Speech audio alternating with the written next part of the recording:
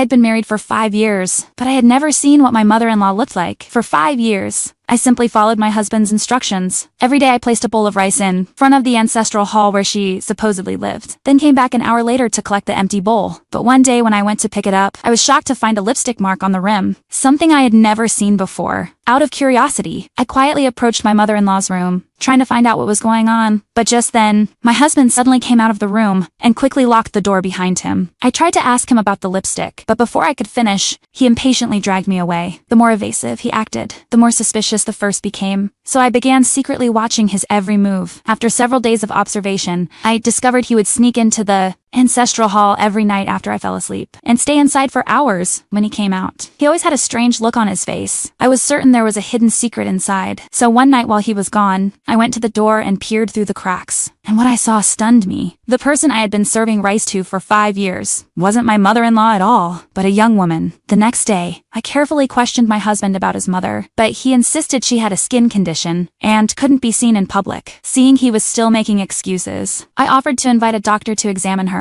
As expected, he became visibly agitated, realizing I wouldn't get anything out of him. I took the rice bowl directly to the room, but just as I reached to open the door, he appeared and shoved me hard to the ground. I finally lost my patience and demanded to know if the person inside was really his mother, but he refused to answer, instead warning me again. No matter what, I was never allowed to open that door. I was heartbroken, but right then, a voice came from inside the room, an elderly voice that made me start to doubt myself. Could I have been wrong all along? My husband quickly grabbed my hand, trying to take me home, but at that moment, I noticed a scratch on his neck. He nervously explained that it was his mother who did it. But I couldn't believe him anymore. What kind of mother would scratch her own son's throat? He panicked, pushed me away, and fled. In his rush, he dropped the key to the ancestral hall. I stared at it, and a thought came to mind. That night, I returned to the hall and saw my husband massaging the woman inside. Hearing the laughter from the room, tears ran down my cheeks. I couldn't believe it. My husband had been hiding another woman behind my back, and I had foolishly delivered meals to her for 5 years. When I got home, I packed my things and prepared to leave, but before leaving, I had to expose his lies with my own hands. When he found out,